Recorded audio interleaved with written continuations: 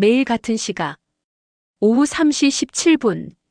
할머니의 집에서 알람 소리가 울렸다. 그건 단순한 시계 소리가 아니었다. 딱, 딱, 딱 뭔가를 알리는 듯한 소리. 시간은 늘 정확했다. 3시 17분. 그 시간만 되면 방안이 울렸다. 하지만 이상했다. 그 시계에는 건전지가 없었다. 네, 건전지가 빠져 있었다. 누가 장난을 친 걸까? 아니면 내가 헛것을 듣는 걸까? 보키는 고개를 저었다.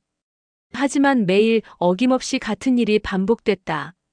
소리는 멀리서 오는 듯했고 가까이 다가오면 사라졌다.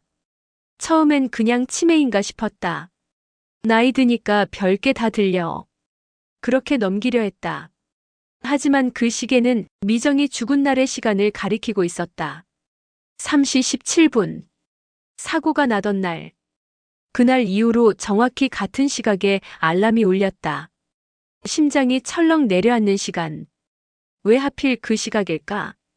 보키는 늘 그때면 혼자 울었다. 딸 미정이 세상을 떠난 후 방은 그대로 보존되어 있었다. 미정의 옷, 가방, 책, 시계까지 모두 정지된 시간 속에 있었다. 그리고 딱 3시 17분. 보키가 거실에서 TV를 보다 잠깐 고개를 떨군 사이 또다시 울리는 알람. 이번엔 위층에서도 동시에 울렸다. 보키는 소름이 끼쳤다. 위층은 현재 비어있는 상태였다. 분명 부동산에서도 말했었다. 그 집은 지금 공실이에요. 그런데 어떻게? 누가 시계를 울리는 걸까? 혹시 미정이가? 아니야, 그럴 리 없어. 보키는 벌떡 일어나 미정의 방으로 들어갔다. 방은 어둡고 조용했다. 햇빛 한 줄기만 책상 위를 스치고 있었다. 그리고 그 책상 위에는 또 하나의 시계가 놓여 있었다. 디지털 알람 시계. 화면은 꺼져 있었고 전원이 연결되어 있지 않았다. 하지만 그 시계 역시 3시 17분을 가리키고 있었다. 그 순간 두 개의 시계에서 동시에 알람이 울렸다. 보키는 소리를 지르며 뒤로 물러섰다. 미정아, 너야? 방 안의 공기가 서늘하게 변해갔다. 그때였다. 책상 아래에서 봉투 하나가 떨어졌다. 노란 편지 봉투였다. 엄마에게 전하지 못한 이야기. 보키는 눈을 부릅뜨고 편지를 펼쳤다. 하지만 편지는 중간에서 끊겨 있었다. 그날 3시 17분. 엄마가 잠든 사이 누군가 들어왔어. 보키는 숨이 막혔다. 누군가 들어왔다고? 그건 단순한 사고가 아니었던 건가? 미정아, 무슨 일이 있었던 거니? 보키는 바닥에 주저앉아 눈물을 쏟았다. 하지만 그 순간에도 시계는 울리고 있었다. 3시 17분. 멈추지 않는 알람. 그건 마치 누군가의 신호처럼 반복됐다. 보키는 고개를 들어 천장을 바라보았다. 미정아, 내가 나한테 말하려는 거니? 하늘은 조용했고 방 안은 멈춰 있었다. 하지만 그 시간만큼은 여전히 멈추지 않았다. 보키는 딸의 방을 다시 정리하기로 마음먹었다. 몇 년째 닫혀있던 방. 먼지가 쌓인 침대 위 이불을 털고 책상 위에 쌓인 종이들과 노트를 정리했다. 서랍을 열자 무언가가 바닥으로 툭 떨어졌다. 보키는 고개를 숙였다. 작은 메모지였다. 누렇게 바랜 종이. 끝이 찢어지고 가운데는 접힌 자국이 선명했다. 보키는 떨리는 손으로 종이를 펼쳤다. 종이에는 낯선 문장이 적혀 있었다. 엄마가 알면 안 돼.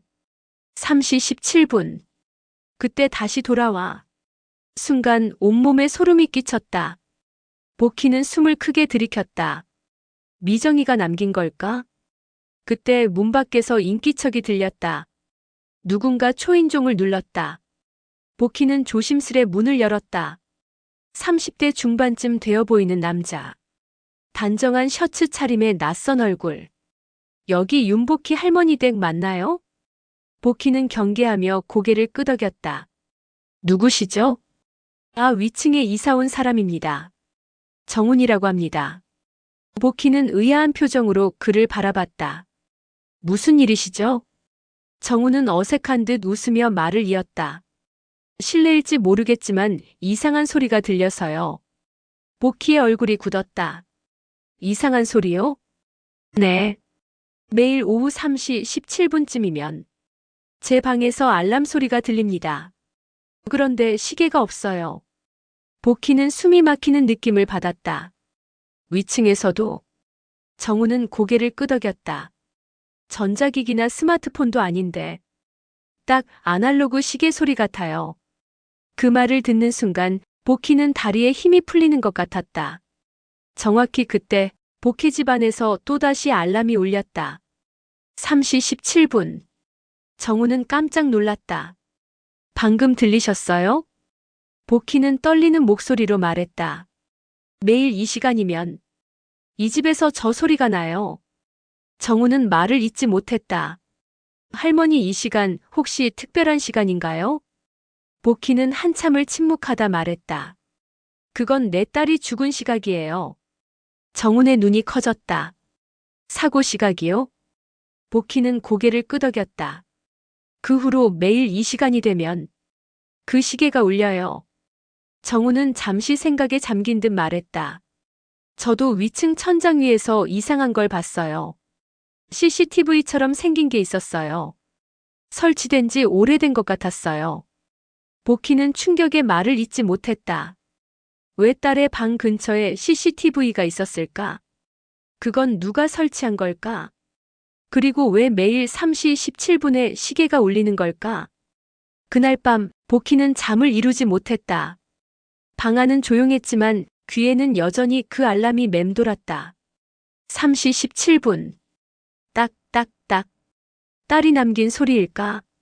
아니면 누군가가 그녀를 부르고 있는 걸까? 복희는 다시 메모지를 꺼내 읽었다. 그때 다시 돌아와. 그 말이 자꾸만 머릿속을 맴돌았다. 3시 10분. 복희는 거실에 앉아 시계를 바라봤다. 정훈도 옆에 앉아 있었다. 두 사람 모두 말이 없었다. 방 안은 고요했다. 딱딱 하는 초침 소리도 없었다. 시계는 멈춰 있었다. 건전지도 빠져 있었다. 정훈이 시계를 들여다보며 말했다. 작동 안 해요. 복희는 조용히 고개를 끄덕였다. 근데 소리는 나. 정확히 그 순간이었다. 3시 17분. 딱딱딱. 낡은 시계에서 알람 소리가 울렸다. 두 사람은 동시에 고개를 돌렸다. 소리는 시계가 아닌 벽 쪽에서 들려왔다. 복희는 벽을 짚고 조심스럽게 다가갔다. 이 벽 안에 뭔가 있어. 정훈이 휴대폰 불빛을 켜고 벽을 비췄다. 그는 작은 홈을 발견했다. 여기요. 콘센트인 줄 알았는데. 덮개를 열자 안쪽엔 작은 구멍이 있었다. 이건 스피커 같은데요? 정훈은 고개를 갸웃했다. 누가 이걸 왜 여기에? 복희는 아무 말도 하지 못했다. 손끝이 떨렸다. 갑자기 정훈의 휴대폰이 울렸다. 그는 화면을 확인하고 전화를 받았다.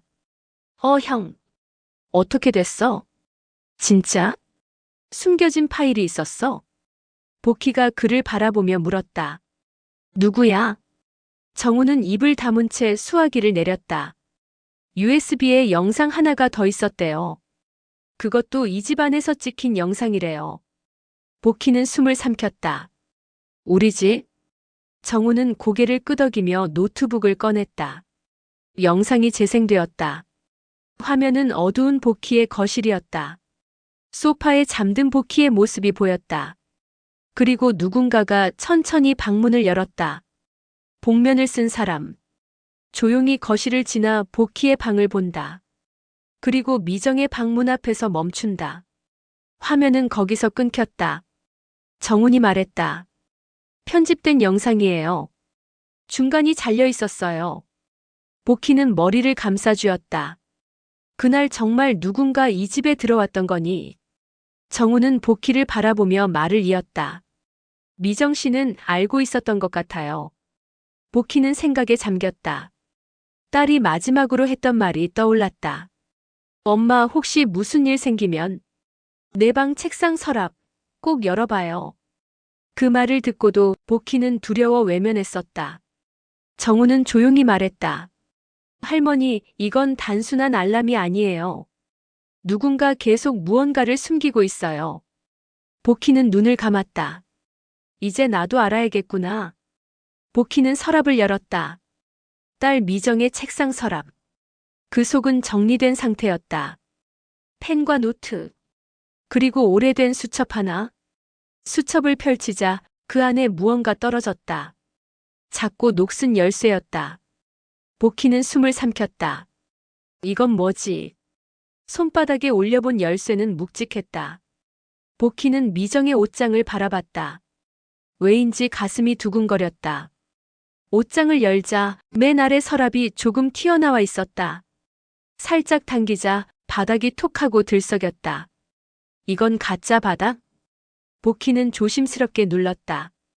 딸깍. 판이 밀렸다. 그 안에는 작은 금고가 있었다. 복희는 손에 쥔 열쇠를 조심스레 꽂았다. 돌리자 금고가 열렸다. 안에는 USB 하나. 그리고 두꺼운 봉투가 들어 있었다. 봉투 안에는 여러 장의 종이. 병원 진료 내역. 약 처방 기록. 그리고 명함 한 장. 복희는 명함을 본 순간 숨이 멎었다. 이경희. 그 이름 낯설지 않았다. 며칠 전 집에 찾아왔던 그 경찰이었다. 왜 미정이 방에 이 사람 명함이 있는 거야? 정우는 USB를 노트북에 꽂았다.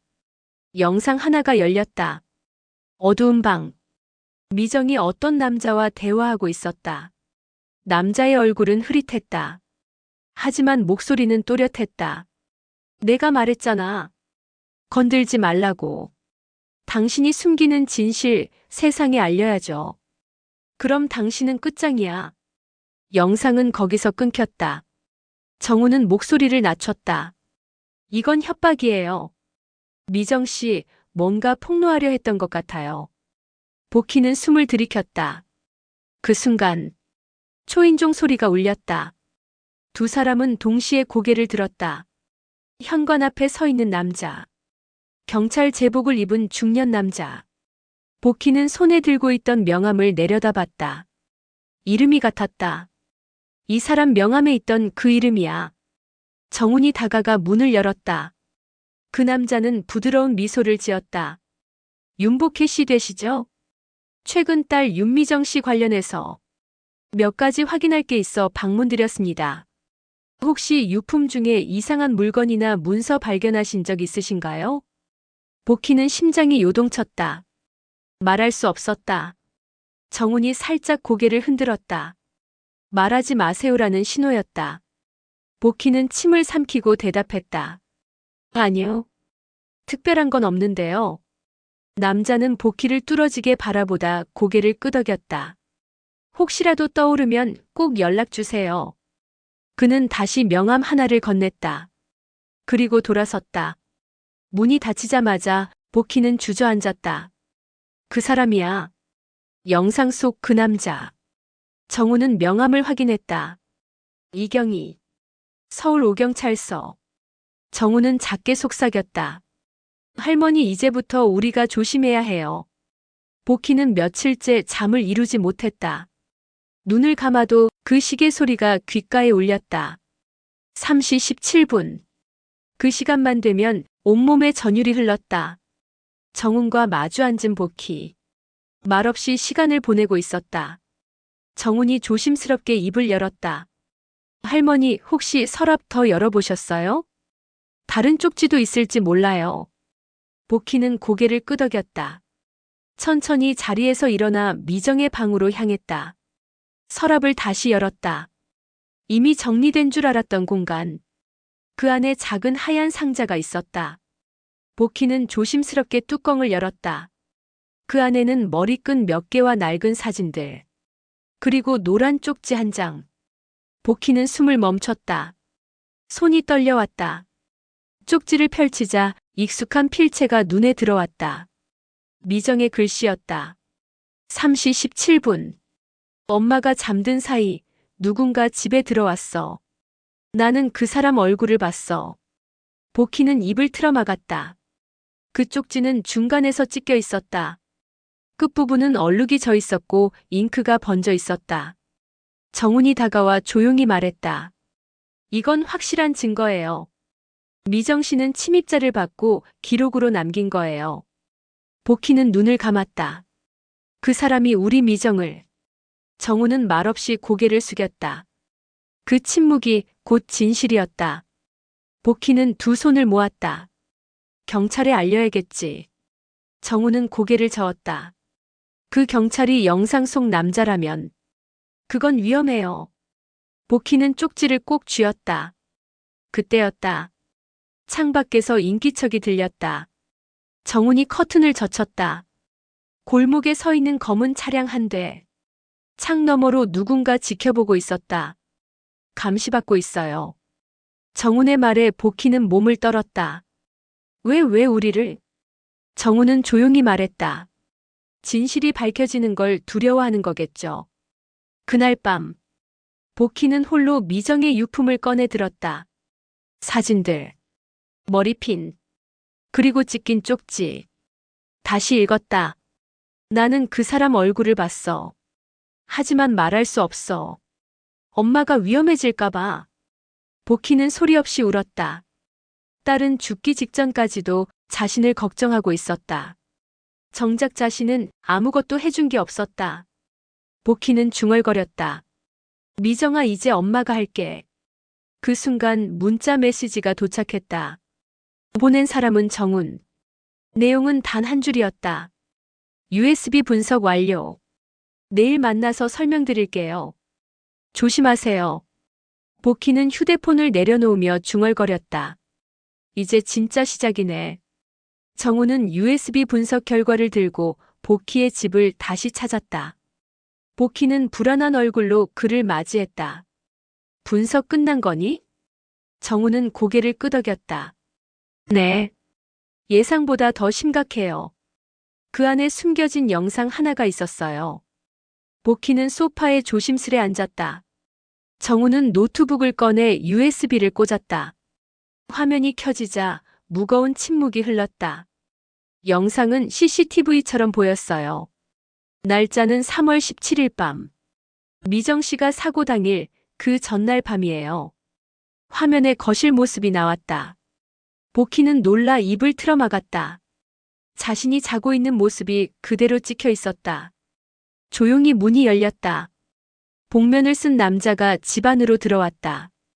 정훈은 목소리를 낮췄다. 이건 명백한 침입이에요. 게다가 위치가 이상해요. 카메라 각도가 집 안 천장에서 내려다보는 시선이에요. 설치된 곳은 천장 구석이에요. 복희는 몸을 떨었다. 그럼 우리 집에 몰래 CCTV가 있었단 말이니? 정훈은 고개를 끄덕였다. 이미 오래전부터 설치돼 있었던 것 같아요. 화질이 오래된 아날로그 방식이에요. 복희는 떨리는 손으로 입을 가렸다. 미정이가 이걸 알고 있었던 거야? 정훈은 조용히 영상을 멈췄다. 그런 것 같아요. 그래서 증거를 수집하려고 했던 거고. 그래서 누군가 그녀를. 복희는 눈을 질끈 감았다. 그 CCTV 누가 설치한 거니? 정훈은 명함 하나를 꺼냈다. 서울 오경찰서 이경희. 복희는 분노의 치를 떨었다. 그 사람이 우리 집까지. 정훈은 말을 이었다. 여기서 끝이 아니에요. 저희가 영상 속 녹음 데이터를 복원했어요. 소리가 아주 작지만 분명히 들려요. 그는 노트북에 이어폰을 꽂고 복희에게도 한쪽을 건넸다. 영상 속 소리가 흘러나왔다. 문 열어. 얼른 끝내고 나와. 낮고 굵은 남자 목소리였다. 그리고 미정아, 괜찮아? 여성의 떨리는 목소리. 복희는 벌떡 일어섰다. 미정이야, 이건 분명 미정이야. 정훈은 고개를 끄덕였다. 맞아요. 미정 씨 목소리예요. 그리고 그 음성의 메타데이터를 분석했는데 위치가 경찰서 근처로 나왔어요. 복희는 무릎이 꺾이듯 주저앉았다. 경찰이 우리를. 정훈은 말을 이었다. 미정 씨 마지막까지 싸웠던 것 같아요. 그리고 그 흔적을 남기려고 했어요. 복희는 조용히 중얼거렸다. 내 딸 혼자 얼마나 무서웠을까. 정우는 조용히 손을 얹었다. 이제 그 진실을 우리가 밝혀야 해요. 복희는 눈을 들었다. 그래. 더는 두렵지 않아. 정우는 며칠째 연락이 되지 않았다. 문자도 전화도 모두 먹통이었다. 복희는 초조했다. USB를 분석해준다는 말 이후 그는 완전히 사라졌다. 며칠 전까지만 해도 매일 보던 사람이 갑자기 자취를 감춘 것이다. 복희는 불길함을 느꼈다. 그날 밤 TV 뉴스를 보던 복희는 눈이 휘둥그레졌다. 뉴스 속 화면 한가운데 익숙한 얼굴이 있었다. 서울 종암경찰서 4층 수배범 정훈 검거령 발령. 복희는 리모컨을 떨어뜨렸다. 정훈이 수배범. 뉴스 자막에는 실명과 전과 기록이 떠 있었다. 정훈, 본명 임재훈. 특수절도. 사문서 위조. 도청장치 설치. 전과 사범. 복희는 그 자리에 얼어붙었다. 그가 보여줬던 USB. 분석 영상. 음성 복원. 그 모든 게 거짓이었던 걸까? 그 순간 초인종이 울렸다. 복희는 깜짝 놀라 일어났다. 문틈으로 밖을 내다봤다. 정훈이었다. 아니, 임재훈. 복희는 손에 힘을 줬다. 당장 나가. 여기 오지 마. 정훈은 문 너머에서 조용히 말했다. 할머니 잠깐만요. 제 말 좀 들어주세요. 저 나쁜 의도로 접근한 거 아닙니다. 그냥 진실을 알고 싶었어요. 복희는 여전히 문을 잠근 채 말했다. 왜 우리 집에 온 거야? 정우는 한참 뜸을 들이다가 말했다. 미정 씨 죽음이 제 여동생 죽음과 너무 닮았어요. 복희는 멈칫했다. 여동생? 정우는 고개를 끄덕였다. 동생도 3시 17분에 사망했고 침입 흔적이 있었어요. 근데 경찰은 자살로 결론 내렸어요. 그때도 이경이라는 이름이 있었어요. 복희는 숨을 삼켰다. 그럼 넌 형사가 아니라? 정우는 고개를 숙였다. 네. 저는 전과자예요. 하지만 거짓말은 안 했어요. USB도 영상도 조작한 거 아니에요. 진짜예요. 복희는 혼란스러웠다. 믿어야 할까 말아야 할까? 정우는 조심스럽게 가방을 열었다. 하얀 파일 한 권을 꺼냈다. 여기 제가 모은 자료입니다. 미정 씨와 제 여동생 사건의 공통점이 다 들어있어요. 죽은 시각, CCTV 방식, 경찰 이름까지. 복희는 떨리는 손으로 파일을 받았다. 그 안에는 날짜별 기록, 현장 사진, 녹취록, 그리고 공통으로 등장하는 단 하나의 이름. 서울 오경찰서 이경희. 복희는 그 자리에 주저앉았다. 이 사람 우리 딸도. 정우는 조용히 말했다. 이제라도 멈추면 안 돼요. 할머니 혼자 두지 않을게요. 복희는 고개를 들었다. 눈빛이 달라져 있었다. 그래, 함께 가자. 끝까지 가보자. 복희는 파일을 품에 안고 구청 앞으로 향했다. 정훈이 함께 걷고 있었다. 두 사람의 발걸음은 무거웠다. 구청 민원실 한쪽에 마련된 마이크. 복희는 떨리는 손으로 그것을 잡았다. 저는 딸을 잃은 엄마입니다. 제 딸은 단순 사고로 죽은 게 아닙니다. 진실을 들어주세요. 처음엔 사람들의 반응은 차가웠다. 웅성거림, 수군거림. 하지만 곧 정훈이 파일을 꺼내 펼쳤다. 여기 증거가 있습니다. 이경희, 피해자, CCTV 다 연관돼 있습니다. 구청 앞을 지나던 누군가 영상으로 촬영을 시작했다. 그 영상은 빠르게 인터넷에 퍼졌다. 댓글이 쏟아졌다. 소름, 경찰이 도청까지. 우리 집도 CCTV 설치됐던 거 기억나요?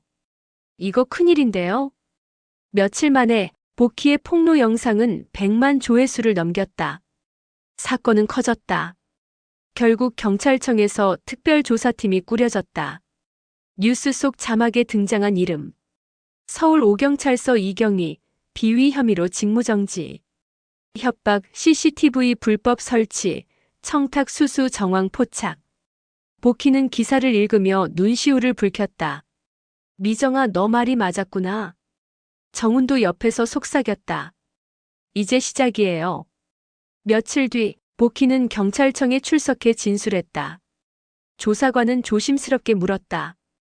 딸 윤미정 씨의 유서나 메모 혹시 보관 중이신가요? 복희는 주머니에서 조심스럽게 꺼냈다. 찢어진 노란 쪽지. 그 위에는 단 하나의 문장. 엄마가 잠든 사이 누군가 들어왔어. 조사관은 고개를 끄덕이며 종이를 받았다. 이걸로 연결고리가 생길 겁니다. 정우는 청사 밖에서 기다리고 있었다. 복희가 나오자 고개를 숙였다. 할머니, 처음에 거짓말해서 죄송해요. 복희는 조용히 웃었다. 거짓보다 진심이 더 크단다. 넌 진심이 있었어. 정우는 미소 지었다. 이번엔 이경이 진짜 무너질 겁니다. 그 순간 기자들이 몰려들었다. 카메라 플래시가 터졌다. 복희는 마이크 앞에 섰다. 제 딸의 죽음, 이제는 밝혀질 시간입니다. 부디 더는 이런 일이 반복되지 않기를 바랍니다. 말을 마친 복희는 고개를 들었다. 하늘을 바라보며 속삭였다. 미정아, 엄마 잘했지? 그 순간 휴대폰이 울렸다. 정훈이었다. 할머니, 큰일 났어요. 이경이 도망쳤대요. 복희는 눈을 감았다. 이제 마지막이겠구나. 이경이가 도망쳤다는 소식에 복희는 그날 밤 한숨도 자지 못했다. 거실 불도 켜지 않은 채 어둠 속에서 앉아 있었다. 딸 미정의 방. 그 방 안에 낡은 시계를 바라봤다. 정확히 3시 17분. 그 시각이 가까워질수록 심장은 점점 더 세게 뛰었다. 그리고 그 시각. 익숙한 알람 소리가 울렸다. 딱딱딱. 복희는 자리에서 일어났다. 그 소리는 이번엔 미정의 방벽 너머에서 들려왔다. 복희는 벽에 귀를 댔다. 벽면이 아주 미세하게 떨리고 있었다. 그 안에 뭐가 있는 거니? 그때였다. 정훈이 급히 집으로 찾아왔다. 손에는 작은 도구들이 들려 있었다. 할머니, 이 벽 허락 없이 열어도 괜찮을까요? 지금 아니면 놓칠 수도 있어요. 복희는 고개를 끄덕였다. 정우는 조심스럽게 벽지를 벗겨냈다. 기둥 사이 작은 공간이 드러났다. 그 안엔 플라스틱 상자 하나가 있었다. 이건... 정훈이 상자를 꺼냈다. 안에는 오래된 스마트워치가 있었다. 액정은 깨져 있었지만 화면은 3시 17분을 가리키고 있었다. 그리고 진동이 울리더니 음성 파일 하나가 자동 재생되기 시작했다. 엄마, 혹시 이걸 듣고 있다면 난 이미 이 세상 사람이 아니겠지. 그래도 괜찮아. 엄마가 진실을 알게 된다면 난 괜찮아. 복희는 입을 틀어막았다. 울음이 복받쳤다. 엄마, 난 무서웠어. 하지만 진실을 덮으면 또 다른 누군가가 다칠 것 같았어. 그래서 내가 끝내고 싶었어. 내가 증거를 남길 수 있다면. 엄마, 미안해요. 마지막 순간까지 엄마 얼굴도 못 보고 가서. 사랑해요, 엄마. 파일이 끝났을 때 복희는 바닥에 주저앉아 있었다. 정훈도 고개를 떨궜다. 방 안은 고요했지만 복희의 숨소리는 점점 거칠어졌다. 그때 복희의 휴대폰이 울렸다. 전화는 경찰서였다. 윤복희 씨, 이경이 체포됐습니다. 지금 바로 오실 수 있으세요? 복희는 천천히 일어섰다. 정훈이 다가와 그녀를 받쳐주었다. 이제 끝내야 할 시간이네요. 그날 오후 복희는 경찰서 취조실 앞에 섰다. 유리창 너머 딸의 삶을 무너뜨린 남자가 앉아 있었다. 그는 수갑을 찬 채 무표정하게 고개를 숙이고 있었다. 복희는 문 손잡이를 잡았다. 그 순간 딱딱딱 낯익은 알람 소리가 다시 울렸다. 이번엔 그 소리는 복희의 가슴 속에서 울리고 있었다. 복희는 취조실 문 앞에 서 있었다. 유리창 너머 이경이는 고개를 떨군 채 앉아 있었다. 손에는 수갑이 채워져 있었다. 경찰관이 말했다. 진술 전에 면담하실 수 있습니다. 복희는 잠시 눈을 감았다. 그리고 천천히 고개를 끄덕였다. 문이 열렸다. 차가운 취조실 안으로 들어섰다. 맞은편에 앉은 이경희가 고개를 들었다. 그의 눈빛은 차가웠다. 윤복혜 씨 오셨군요. 복희는 마주보며 앉았다. 왜 그랬어요? 우리 딸한테 왜 그런 짓을 했냐고요? 이경희는 한숨을 쉬며 말했다. 원래 다들 입 다물더군요. 근데 그 애는 달랐어요. 너무 똑똑했지. 내가 위험해질 걸 알면서도 덤벼들었어요. 복희는 울먹였다. 넌 사람도 아니야. 이경희는 희미하게 웃었다. 당신 딸 끈질기더군요. 하지만 이제 끝났잖아요. 복희는 고개를 저었다. 아니, 지금부터 시작이야. 그 순간 문이 열렸다. 경찰관이 들어왔다. 이경희, 추가 혐의 나왔습니다.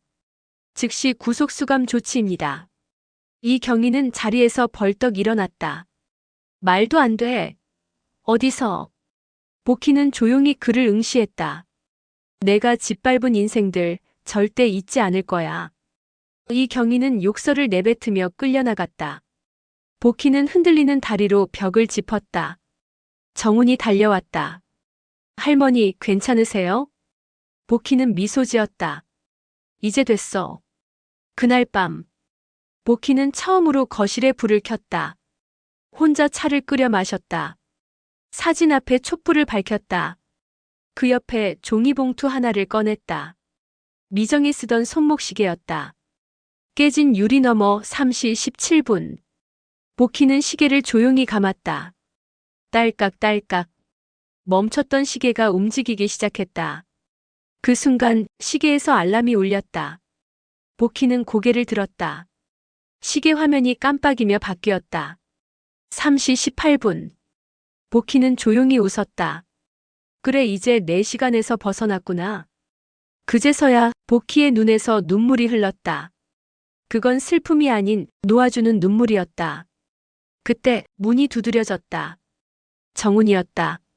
할머니, 들어가도 될까요? 복희는 문을 열었다. 이제 다시 살아야지. 정훈은 고개를 끄덕이며 말했다. 네. 함께요. 멀어져가는 알람 소리. 움직이는 시계 바늘. 그리고 아침 햇살이 스며드는 복희의 집. 마침내 3시 17분은 지나갔다.